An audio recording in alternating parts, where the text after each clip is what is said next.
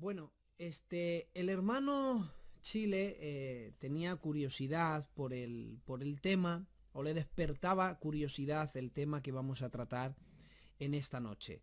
Verán, hoy la noche de los miércoles está separada para enseñados por la palabra. Ya saben que estamos invitando a maestros, gente de un nivel muy alto en el tema del estudio de las Sagradas Escrituras. Y bueno, yo en mi capacidad pues voy a compartir un tema que ya lo he compartido una vez eh, en una iglesia. Y bueno, lo que voy a hacer hoy voy a sintetizar este estudio y lo vamos a dar un sermón o un estudio sermonado, ¿vale? En el cual ustedes ya conocen mi manera de predicar y de enseñar.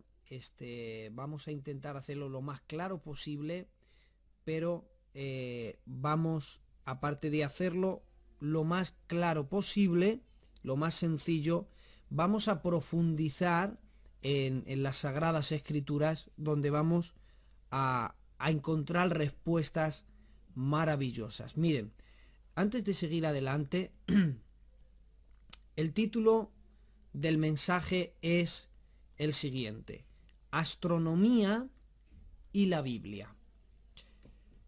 Verán, la astronomía es la ciencia que estudia el cosmos y el universo. Eso es la astronomía. Es diferente a la astrología. La astrología tiene más que ver con el oscurantismo, tiene que ver con la magia negra, la magia oscura, tiene que ver con las cartas del tarot, tiene que ver con los signos del zodíaco. Y la astrología ha nacido, curiosamente, de una alteración de la astronomía.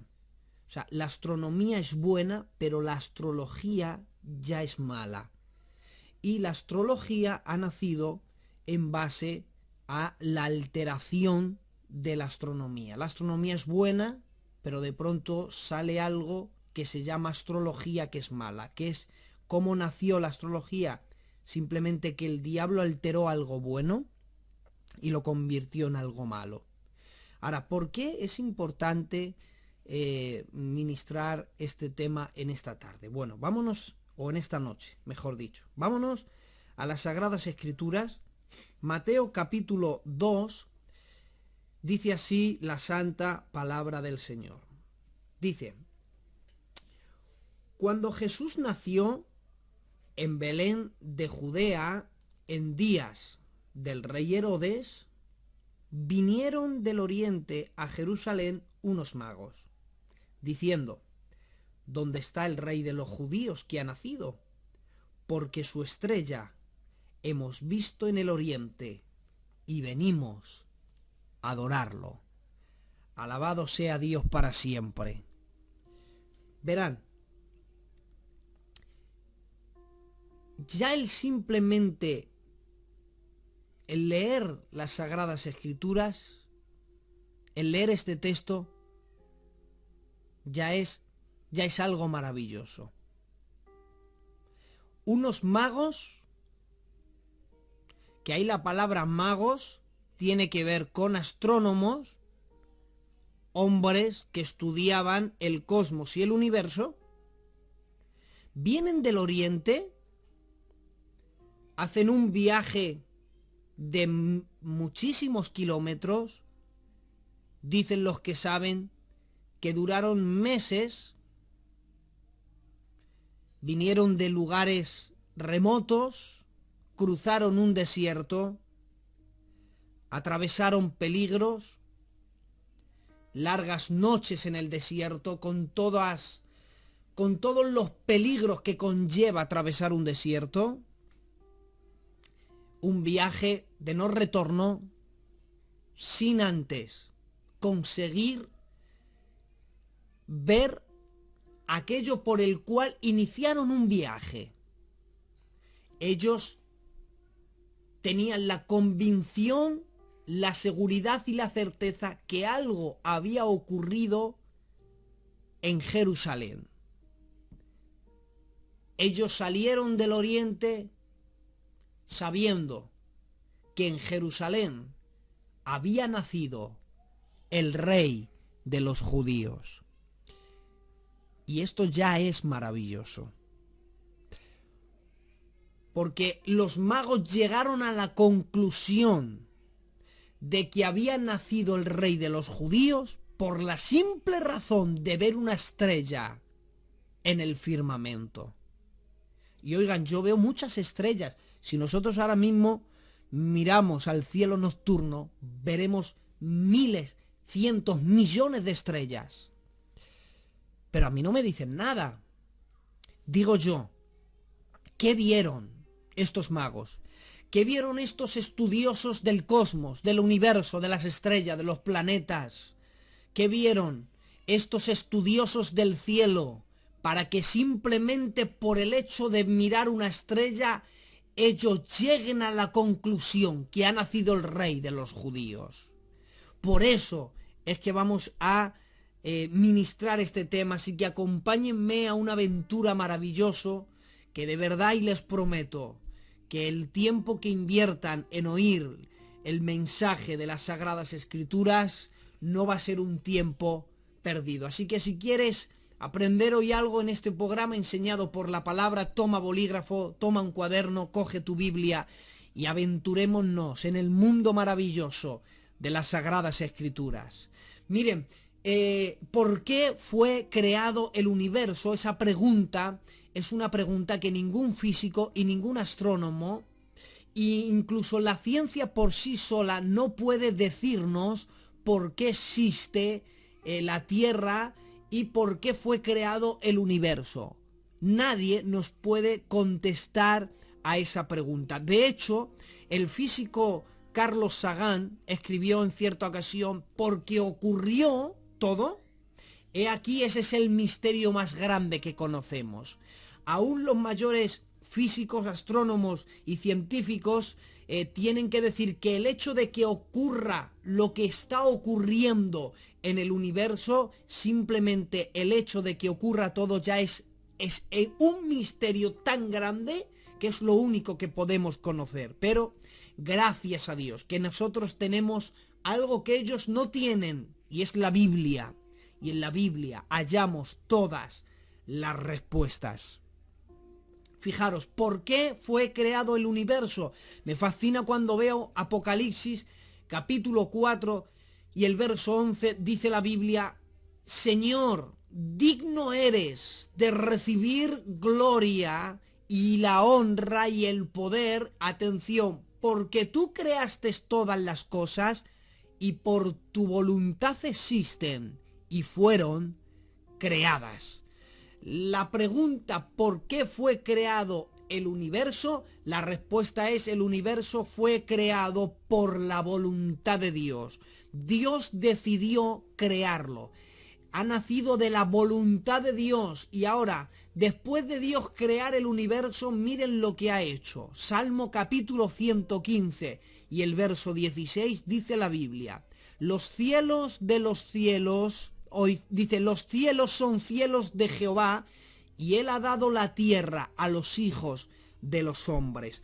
Después de haber creado el universo y lo ha compuesto en cielos y tierra, y cuando hablamos cielos, fíjense lo que dice aquí el texto: los cielos son cielos de Jehová. No dice el cielo, que es en singular, dice los cielos hablando en plural. Ahora, la pregunta es: ¿cuántos cielos existen en el universo? Si analizamos las Sagradas Escrituras, nos daremos cuenta que existen al menos, y son los que las Sagradas Escrituras dicen, miren, hay algunos, como los hindúes, que hablan de 7 cielos y hablan del 7º cielo, que es la culminación. No, sin embargo, las Sagradas Escrituras nos habla de cuántos cielos hay en el universo. Dice Primera de Reyes, capítulo 8 y verso 27, dice: pero ¿es verdad que Dios morará sobre la tierra? Es una pregunta. Y ahora dice: he aquí que los cielos de los cielos no pueden contenerle. Entonces, según la Biblia, están los cielos de los cielos de los cielos. Luego el apóstol San Pablo, a causa de sus palabras y de una experiencia que tiene, cierra ese misterio y dice: porque conozco a alguien, no sé si en el cuerpo que fuera del cuerpo, pero que subió, y cita, al tercer cielo, que oyó cosas inefables que a los hombres no les lícito expresar. Entonces, las Sagradas Escrituras nos enseñan que en el universo está compuesto de tres cielos. El primer cielo es el atmosférico que nosotros vemos, el segundo cielo sería el cosmos, donde habitan las estrellas y los planetas, y el tercer cielo sería el lugar donde Dios ha establecido su trono. Porque el trono está, o los cielos es el trono de Dios, y la tierra es el estrado de sus pies. Actualmente Dios está morando en el lugar más alto de los cielos, en el tercer cielo, donde tiene establecido allí su trono. Sin embargo, los cielos son cielos de Jehová, pero Él ha dado la tierra a los hijos de los hombres. Dios ha dado la tierra al ser humano para que viva en ella. Y fijaros, hay ahora una batalla por intentar conquistar el universo, que si Rusia quiere enviar gente a la Luna, que si quieren enviar robot a Marte, que si quiere Estados Unidos quiere volver a mandar gente a la Luna y quiere mandar expediciones por el espacio. Sin embargo, la Biblia nos ha limitado, o más bien en la Biblia hallamos lo que Dios ha limitado al ser humano. El ser humano no ha sido creado para vivir fuera de la tierra. De hecho, cuando el apóstol Pablo llega a Atenas y él está allí explicándoles, fíjense lo que dice en Hechos capítulo 17 y verso 26. Dice: y de una sangre ha hecho a todo linaje de los hombres, para que habiten, atención, sobre toda la faz de la tierra. Dios ha dado la tierra a los hijos de los hombres y les ha prefijado que vivan en la faz de la tierra. Fuera de la tierra, el ser humano es incapaz de vivir. Y fijaros, dice: y le ha prefijado el orden de los tiempos, y termina el verso, y los límites de su habitación. Dios nos ha marcado un límite. Dios nos ha dado la tierra y ha dicho: el ser humano ha sido creado para vivir en la tierra. No podrá vivir fuera del planeta Tierra porque yo le he puesto un límite. Son los límites de su habitación en la cual él puede vivir. Y fíjense, por mucho que el ser humano intente conquistar el universo, nunca lo va a conquistar. Además, ¿para qué quisiéramos conquistar el universo si en la Tierra ya tenemos todo lo necesario para vivir y vivir bien? Fijaros, una de las mayores cosas preciosas que tenemos en la tierra, el ser humano, es la comunicación. Yo estoy predicando desde Alcalá de Henares, desde un pequeño rincón, en una habitación humilde. Y desde aquí les estoy predicando. El hermano Sebas desde Galicia cantando. El hermano Chile también moderando. Blas desde Málaga, Blas desde Extremadura orando al Señor. Y gracias a la comunicación nos mantiene unidos. Ustedes saben que fuera del cosmos, o sea, fuera del primer cielo, no existe comunicación porque no hay ondas para esparcir el sonido. La comunicación está dentro de los límites del planeta Tierra. Fuera del universo, si quisiéramos si fuéramos a la Luna, tenemos que hablarnos con un casco.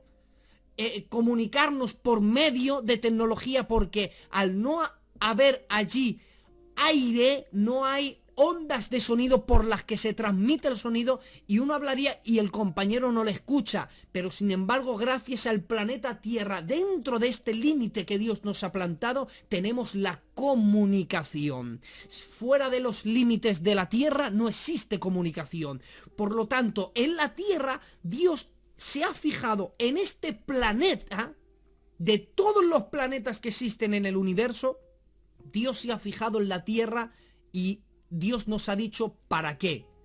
Dios se ha fijado en la tierra porque es aquí donde Dios está llevando su propósito divino. Y el maravilloso plan de Dios es que finalmente, como dice Hebreos capítulo 2 y verso 11, dice llevar a muchos hijos a la gloria. Y Dios nos tiene centrados en el planeta Tierra porque está llevando a cabo un plan perfecto y divino. Y fijaros, mientras el ser humano está aquí, el conocimiento que tenemos acerca del cosmos y del universo, cuando tuvo su inicio, realmente la gente que vivió en el pasado, luego daré el detalle, tenían un gran conocimiento del cosmos. Pero, ¿cuál fue la enseñanza que afectó y de la cual todos cobraron la idea? Miren, cuando Alejandro Magno muere asesinado, eso es lo que yo creo, que lo envenenaron sus generales. Cuando Alejandro Magno muere a los 33 años de edad, este macedonio, que había conquistado casi el mundo entero conocido, su reino se divide en 4. Este hecho ya lo vemos en Daniel, en la tercera bestia que Daniel ve en el capítulo 7, donde se le presenta al imperio de Grecia como una bestia semejante a un leopardo con 4 cabezas y 4 alas en sus espaldas. Representa al imperio de Grecia gobernado bajo Alejandro Magno, y de Grecia saldrían 4 cabezas. Bien, en el capítulo 8 habla proféticamente, está escondido en ese macho cabrío, está escondido el carácter no solamente del anticristo, porque será una profecía de doble referencia, sino también de Alejandro Magno. Y cuenta que cuando moriría, su reino se dividiría en 4. Llegó la historia y después de que murió Alejandro Magno, su reino, el reino de Grecia, se divide en 4 y sus generales, Casandro, Lisímaco, Seleuco y Ptolomeo, se dividieron el imperio de Grecia. La parte que le tocó a Ptolomeo fue la parte de Egipto. Bien, Ptolomeo, aparte de ser un conquistador, un gran general, él le encantaba el estudio del cosmos y del universo. Por lo tanto, este griego era astrónomo, él era un estudioso de las estrellas. Bueno, Ptolomeo declaró que el planeta Tierra era el centro del universo y que todos los planetas y el Sol, la Luna y todo giraba alrededor, porque el centro de todo el universo era la Tierra. Pues bien, de ahí en adelante nadie le llevó la contraria a esta enseñanza. Por lo tanto, cuando se levantó lo que hoy conocemos como la Iglesia Católica, fue quien respetaba las ideas de Ptolomeo y quien las difundía. Y ellos, la Iglesia Católica, que era en su inicio la voz cantante del planeta Tierra, y lo que decía la Iglesia Católica era así, y quien decía lo contrario se verían graves problemas, ellos defendían que Ptolomeo tenía razón. La Tierra es el centro del universo y que todos los planetas, el Sol y demás, giran alrededor de la Tierra. Nadie le llevó la contraria. Y fijaros, nadie le llevó la contraria en muchísimo tiempo. De hecho es que, según la historia, verán, según la historia, desde el año 400 al año 1000, se le conoce en la historia como la edad del oscurantismo. Y se le conoce como la edad del oscurantismo porque los hombres se hundieron en una marisma intelectual que se prolongó 600 años. Y durante ese periodo de tiempo de 600 años, desde el año 400 al 1000, la vida intelectual desapareció completamente de Europa. Tanto es, fijaros, mira si estaba introducido en la edad del oscurantismo, que uno de los más grandes reyes medievales, que fue Carlomagno, según los escritos acerca de él, dicen que no sabía escribir. Sin embargo, era un gran rey, pero no sabía ni escribir, porque estaba en la edad del oscurantismo, donde nadie tenía ideas propias. Pero a principios del siglo XV, algo ocurrió.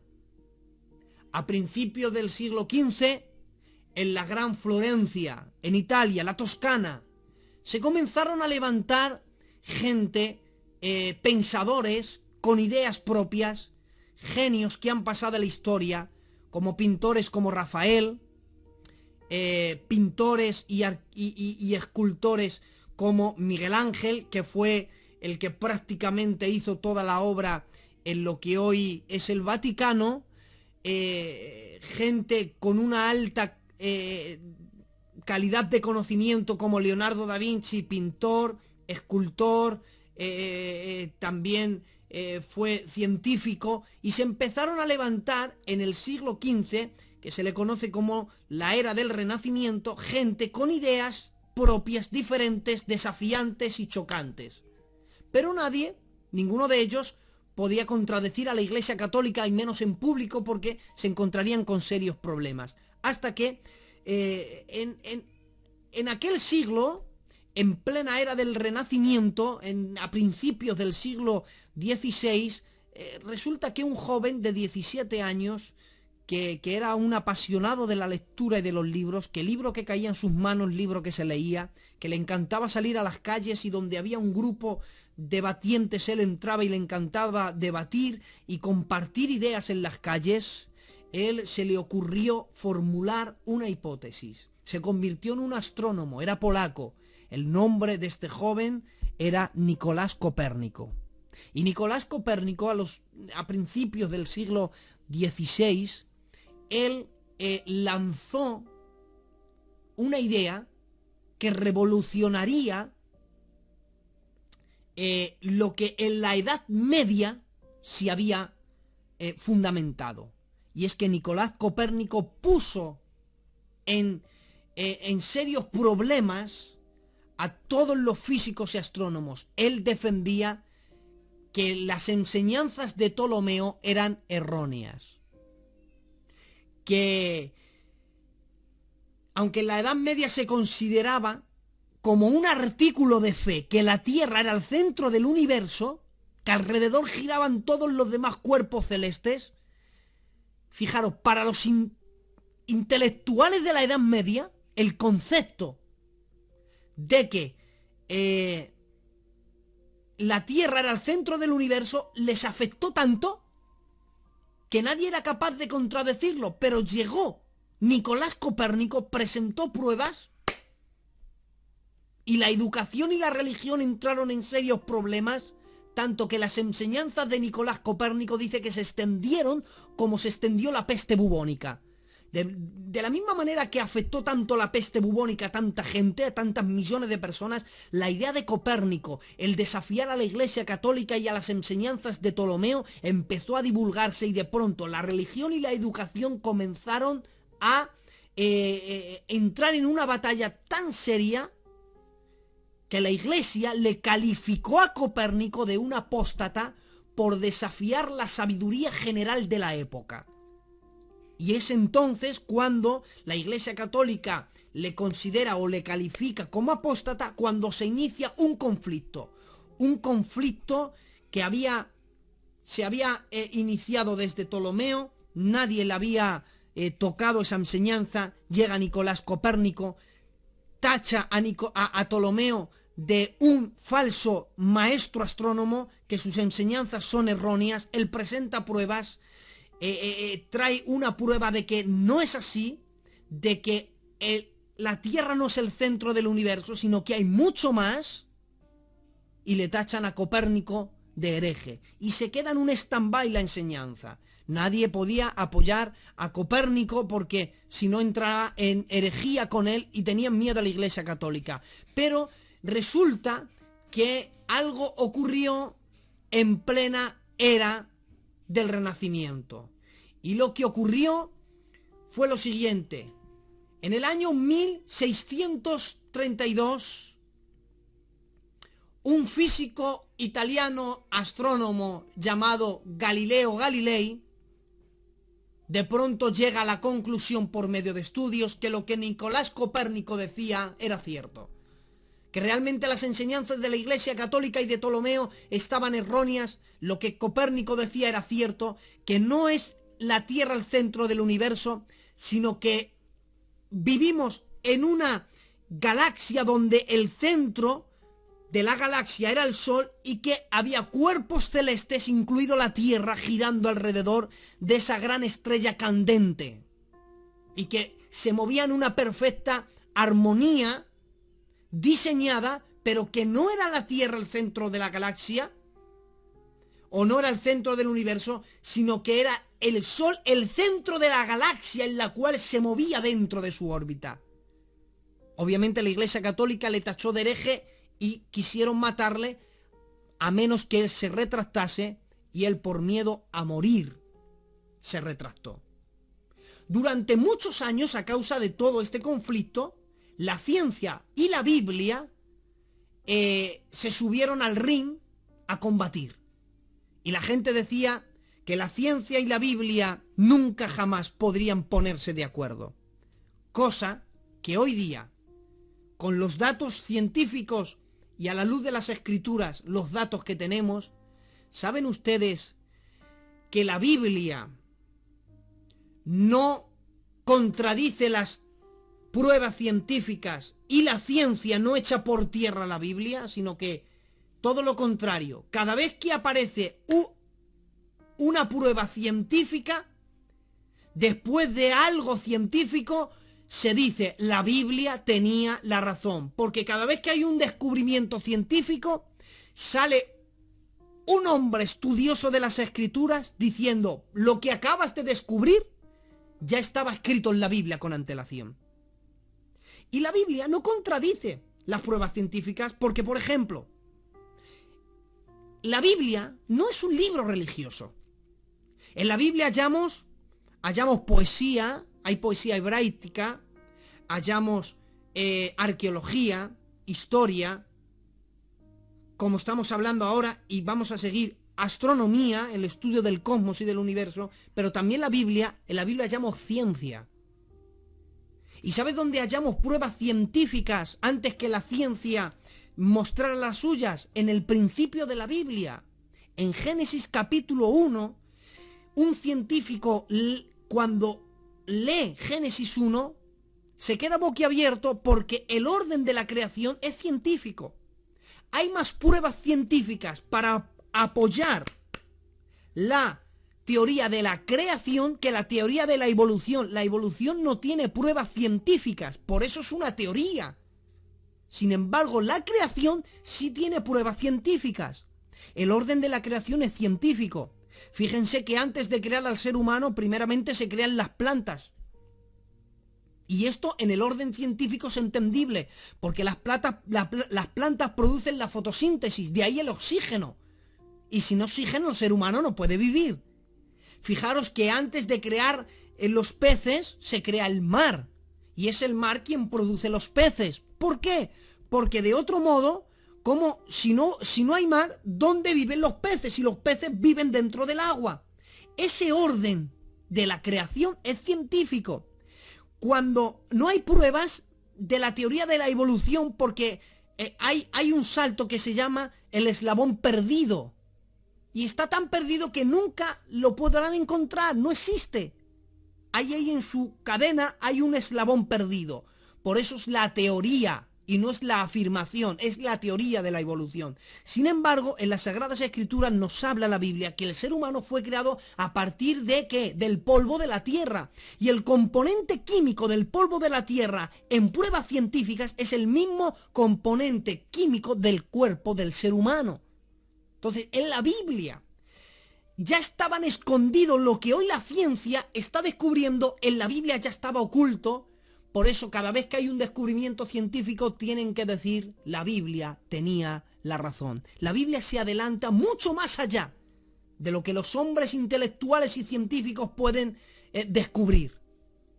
Y cuando nosotros miramos las estrellas, nos damos cuenta que antes de que nadie hablase de lo que hay allí arriba, ya oculto en las Sagradas Escrituras nos hablaba. Miren, por ejemplo, lo más famoso hoy día de la astronomía, voy a poneros 2 ejemplos nada más, y luego vamos a ir al texto que hemos leído. Espero no ser canso en esta noche, pero quiero desarrollarlo bien. Los cuerpos celestes más conocidos son las Pléyades. Uno de ellos son las Pléyades. Fijaros, si algo comparten las antiguas civilizaciones, sin duda, es la observación de los cielos. No hay ninguna duda de que la astronomía moderna, con sus avances tecnológicos, no podrá superar a la astronomía por parte de las antiguas civilizaciones. Civilizaciones que ignoraban ciertas cosas que hoy son vitales para la supervivencia, que viven alejadas de la civilización, fueron expertos del cosmos, llegaron a la conclusión de conocer constelaciones en épocas fuera de toda lógica. Las Pléyades, en la astronomía, son conocidas también como las 7 hermanas. Es un cúmulo estelar que contiene estrellas calientes de mediana edad que se ubican en una constelación, lo que hoy se conocería como la constelación de Tauro, para ubicarlas en el cielo, y dentro de este cúmulo estelar son las más cercanas a la Tierra, por eso son las más visibles al ojo humano en una noche nocturna. Algunos escritos, como el Mahabharata de los hindúes, hablaban de las Pléyades. Por ejemplo, algunos escritos griegos como la Ilíada de Homero, donde relata la batalla de Troya, obviamente es un escrito en la fábula, algunos creen que tiene parte de realidad, pero más bien es en la fábula. Aparece en ese escrito, en la Ilíada de Homero, aparece el dios del fuego y de la metalurgia, que se le llamaría Hefesto. Dice que a Aquiles se le dio un escudo para ir a la batalla de Troya, se le dio un escudo donde estaban representadas las Pléyades. El Popol Vuh, que es un escrito de los mayas, llamaban a las Pléyades el corazón del cielo. Los aztecas de Mesoamérica y los incas de Mesoamérica llamaban a las Pléyades, las llamaban el mercado. Y los Rapaníus de la isla de Pascua, ellos observaban las Pléyades de modo que sus años comenzaban a partir de la ocultación de las Pléyades de un lugar a otro. Incluso Flavio Josefo dice en uno de sus escritos que él, mirando las Pléyades por la noche, podía calcular la hora precisa en la que era. Las Pléyades, 7 estrellas blancas con algo resplandeciente a su alrededor, que es como un halo azul. Un poeta llamado Tennyson la describe como un enjambre de luciérnagas en una trenza de plata. Todas las civilizaciones habían hablado de las Pléyades. Pero ¿cuál es el escrito más antiguo que menciona estas estrellas? Todos hablaban de las Pléyades, pero aparece Amós capítulo 5 verso 8. Buscad al que hace las Pléyades. Y la Biblia incita a buscar quién las ha creado. Y cuando nosotros investigamos y buscamos en nuestra aventura el escrito más antiguo que habla de las Pléyades, nos vamos al libro de Job. ¿Y saben cuántos años tiene el libro de Job? El libro de Job tiene 4.250 años. El libro de Job es el libro más antiguo de la Biblia, 4.250 años. ¿Y saben lo que dice el libro de Job, capítulo 38 y el verso 31? ¿Podrás tú atar los lazos de las Pléyades? Ya Dios hace 4.200 años le estaba hablando a un hombre de un cúmulo de estrellas que hay en el universo. Dios no solo le mostró las estrellas, sino que hoy día con los telescopios que pueden acercar, han visto que alrededor de esas estrellas hay como una especie de nebulosa. Y miren, podrás tú atar los lazos de las Pléyades. Lo que hoy ven como una nebulosa de color azul, la Biblia ya hablaba de ellas, sin haber telescopios con una potencia grande. Ya la Biblia hace 4200 años, sin haber tecnología, decía que había unas estrellas en el universo que estaban atadas por algo, con lazos.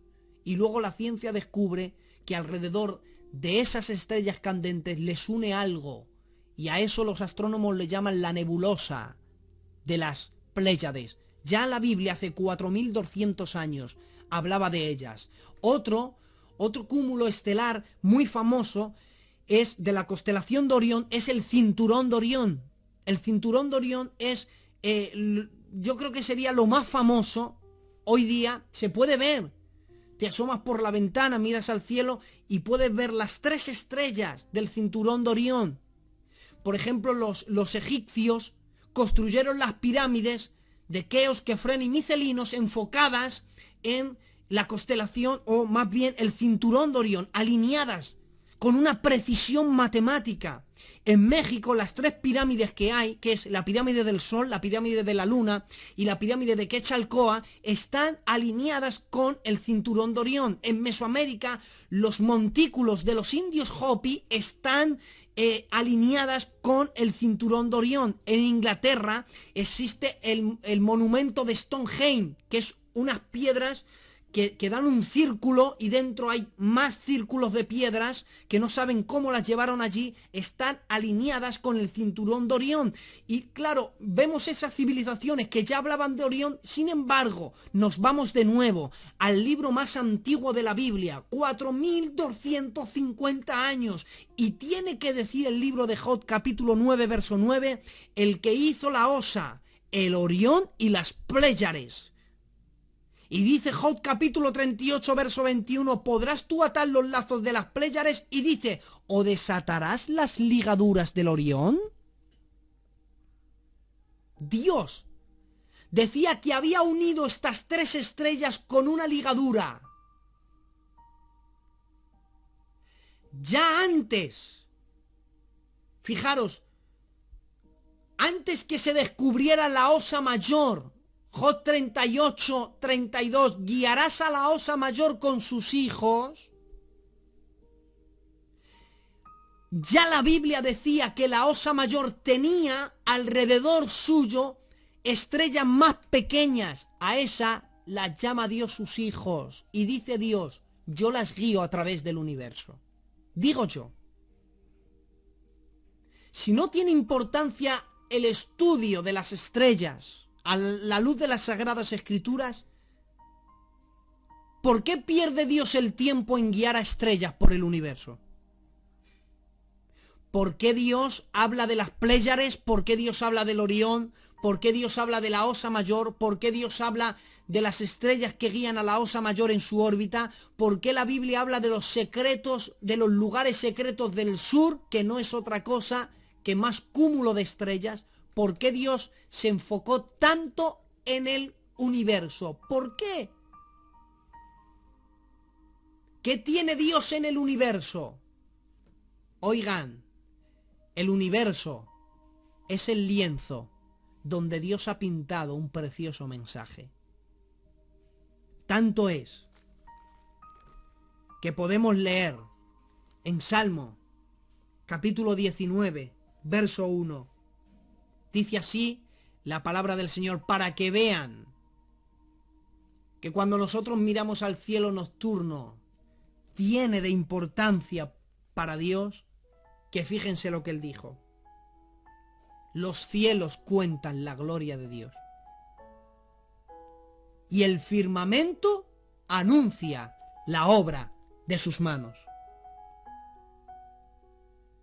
Un día emite palabra a otro día, y una noche a otra noche declara sabiduría. No hay lenguaje ni palabras, ni es oída su voz.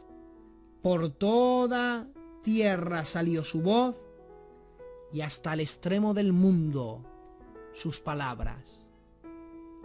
¿Por qué es importante este estudio?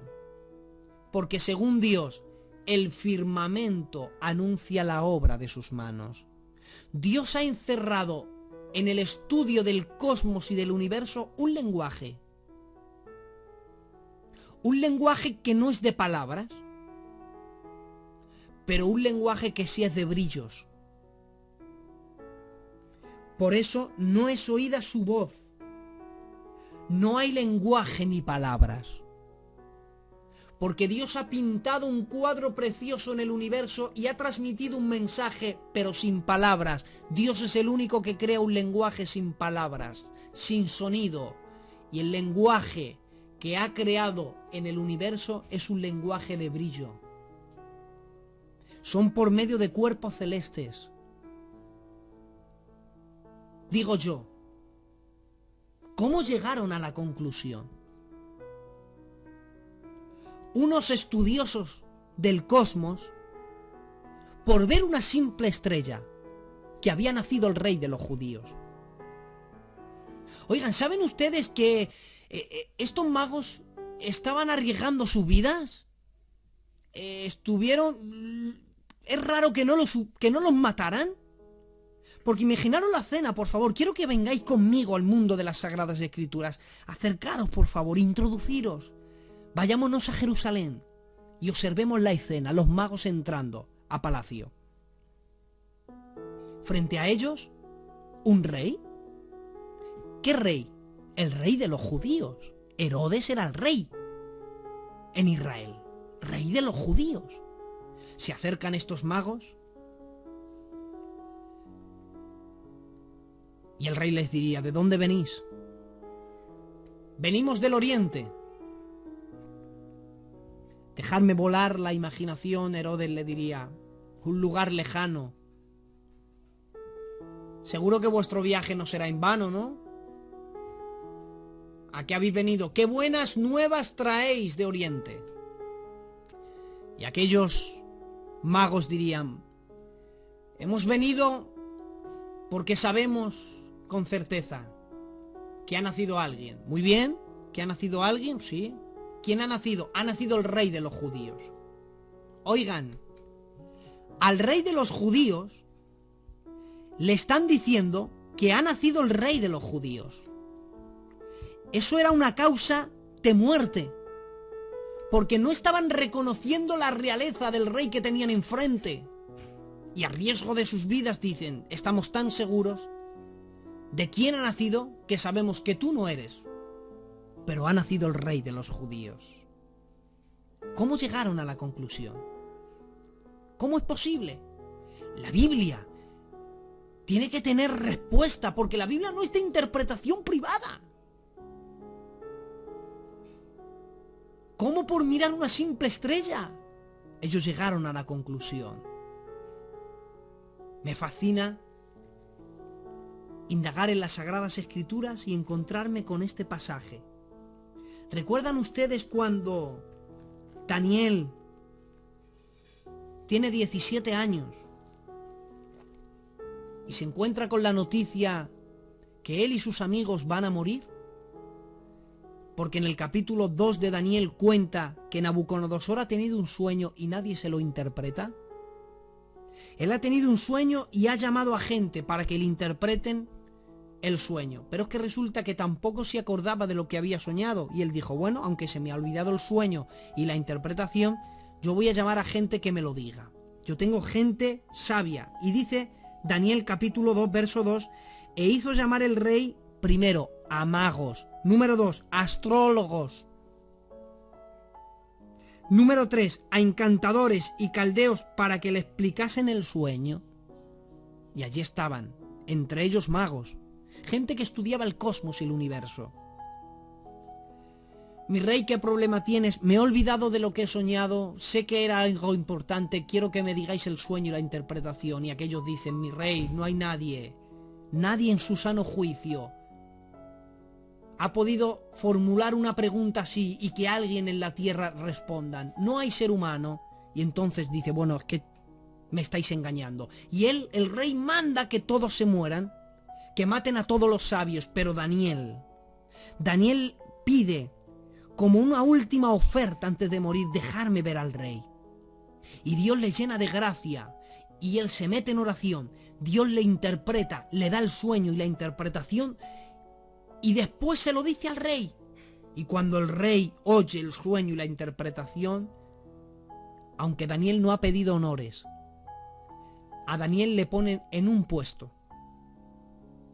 Dice la Biblia, miren el lugar en el que pusieron a Daniel. Dice Daniel capítulo 2, verso 48, después de que Daniel interpreta el sueño.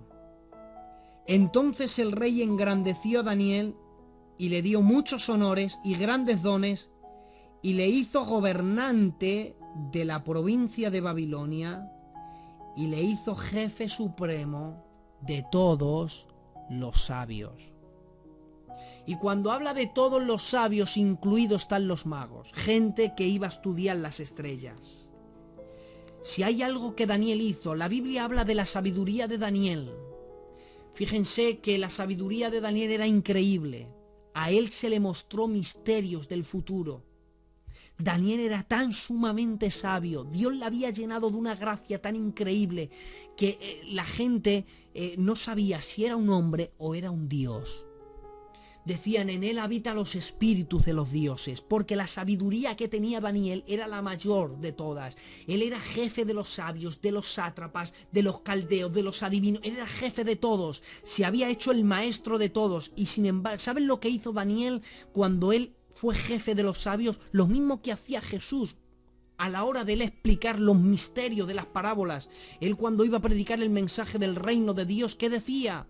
Él iba gente que estaba sembrando en el campo y no les hablaba de las estrellas. Él decía, el reino de Dios es semejante a un hombre que salía al campo a sembrar semillas. Y él se iba a gente que eran agricultores y él decía, he aquí una parábola, el reino de Dios es semejante a un trigo y la cizaña. Y la gente que vivía en ese ámbito le entendían el mensaje. Él se acercaba a pescadores y decía, el reino de Dios es semejante a un hombre que echó la red en el mar y que pescó grandes peces, y los pescadores entendían el mensaje. ¿Qué hizo Daniel en tiempos cuando él era jefe de sabios? Él lo que hizo fue transmitir su creencia. ¿Y cuál era la creencia de Daniel? Daniel fue, dice Ezequiel 14:14, dice, si por obra se salvase el hombre, dice Dios, no se salvan por obras, pero si por obra se salvase, dice, solamente 3 se salvarían. ¿Y sabes a quién menciona de entre los 3? Dice, ¿a quién?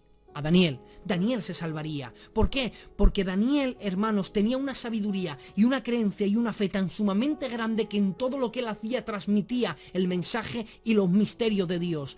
Y él enseñó a los magos a descifrar el mensaje que Dios había ocultado en las estrellas. Y les dijo, el día que nazca esta estrella, que veáis esto, yo no sé cómo, no me digáis por qué aquí un misterio,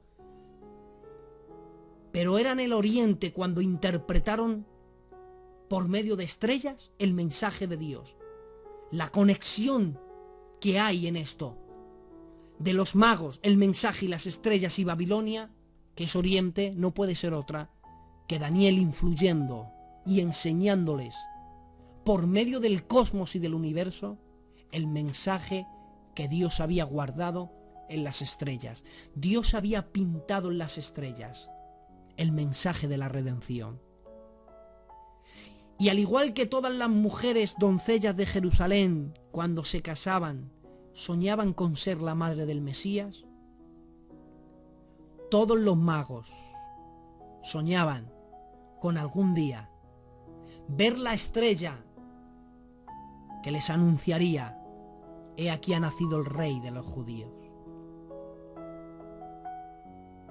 Y llegó un día en el que unos magos salieron como de costumbre a mirar las estrellas y vieron una que era diferente. Y todos los magos empezaron a llamar y todos ven, esta estrella es diferente. No es como las demás, mira los movimientos que hace, y empezaron a estudiar y a sacar sus escritos, y por medio de sus enseñanzas llegaron a la conclusión: tiene que ser la estrella que anuncia lo que en Babilonia, en tiempos antiguos, en tiempos del gran sabio Daniel, decía, que aparecería en el universo una estrella que anunciaría que ha nacido el rey de los judíos. Estaban tan convincentes de su de la enseñanza que les habían transmitido de generación en generación, que cuando vieron esa estrella diferente a las demás, llegaron a la conclusión que había nacido el rey de los judíos. ¡Maravilloso! Pero ahora quiero cerrar con esta aplicación. Imaginaros la escena cuando llegan. ¿Pero qué decís? Diría Herodes. ¿Que ha nacido quién? Mira, ha nacido el rey de los judíos. Pero magos, ¿cómo habéis llegado a esa conclusión? Diría, no lo ha dicho una estrella. Oigan, me imagino, me parece ver a mí, a Herodes echándose la mano en la cabeza diciendo: a ver, vamos a ver, paraos un momento, que no os he entendido, o es que he escuchado mal. ¿Que os ha dicho que ha nacido qué? Ha nacido el rey de los judíos. Muy bien, pero ¿quién os lo ha dicho? Los magos dirían: nos lo ha dicho su estrella. Me parece a mí ver a Herodes más nervioso. Vamos a ver, estrella, una mujer que se llama Estrella. No, escucha, lo has escuchado mal. Te hemos dicho que ha nacido el rey de los judíos, y nos lo ha dicho su estrella, desde el firmamento, alumbrando en el firmamento. Oigan, no se lo puede creer Herodes. El que acaba de nacer ya tiene una estrella. Herodes había vivido toda la vida por ser una gran estrella entre los gobernantes. De hecho, fue quien levantó grandes construcciones, entre ellas el templo. Y él había nacido con ser una estrella y nunca lo consiguió. Más bien se estrelló. Pero ahora escucha que ha nacido un bebé que todavía no sabe hablar, recién nacido. Y sin embargo ya es poseedor de una estrella en el firmamento. Una estrella que anuncia sus mensajes, que anuncian su venida. Esta estrella no hablaba, pero para brillar no hace falta hablar. Hay gente que está esperando a que le den honores, cargos, que pueda subir a un púlpito a predicar para brillar. Pero encontramos una estrella en el firmamento que no hablaba, pero brillaba. Me encanta la palabra porque su estrella, no dice una estrella normal, dice la suya. ¿Saben ustedes que Dios le quiere convertir a usted y a mí en una estrella? Pero no en una estrella normal, no en una estrella del mundo, no. Le quiere convertir en su estrella. Porque las estrellas de Dios tienen unas cualidades como estas. La estrella que es estrella de Dios, no hablan, pero brillan.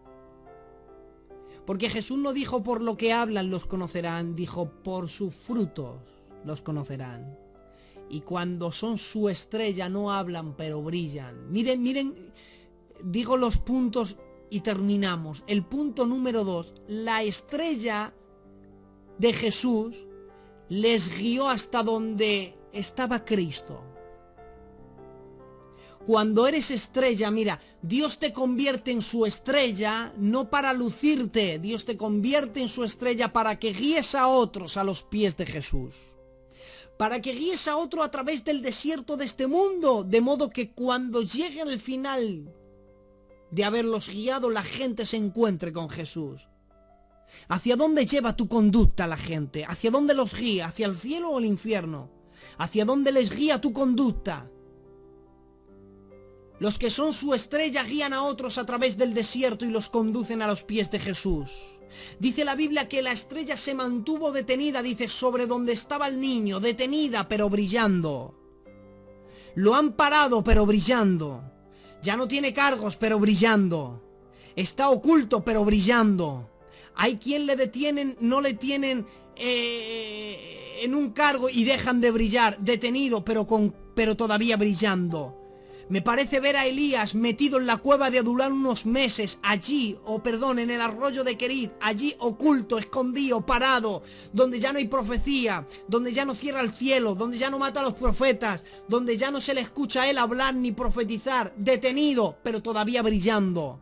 Porque aunque los hombres te detengan, sigue brillando. Porque los que son su estrella, aún detenidos, siguen brillando. Y fíjense, después de haber realizado toda su misión, la estrella desapareció. Y ya los magos no volvieron a ver la estrella. Y como ya no vieron la estrella porque había desaparecido, ofrecieron sus presentes a Jesús. Dios te quiere convertir en su estrella para guiar a otros a los pies de Jesús, para sacar a la gente del desierto de este mundo, no con palabras, sino con tu conducta de luz. Él quiere que a pesar de los problemas que a veces nos detienen, sigamos brillando y que cuando hayamos realizado la misión desaparezcamos. Porque si hay alguien que tiene que recibir los honores, ese es Jesús. Es tan importante ser estrella que hay una profecía. Él es la estrella resplandeciente de la mañana. Es tan importante que el sol se compone en materia, en calor y en fuego, y tiene que decir la Biblia en Malaquías, porque Él es el sol de justicia. Dios nos quiere convertir en sus estrellas. Hoy hemos aprendido en esta aplicación final, quédense con esta aplicación, y guarden y atesoren la enseñanza. Ya saben por qué. Los magos entendieron que por el simplemente hecho de mirar una estrella, llegaron a la conclusión que había nacido el rey de los judíos. Espero que con esto haya sido suficiente, no quiero alargarlo más, quizás en otro momento podamos seguir una segunda parte, de hecho seguiré la segunda parte, pero hasta aquí este tiempo donde creo que ha sido suficiente para explicarles la astronomía y la Biblia. Gracias por escucharme y aguantarme este tiempo. Espero haberos hecho bien en el maravilloso nombre de Jesús. Adelante algún moderador que salga y pueda ir concluyendo este culto.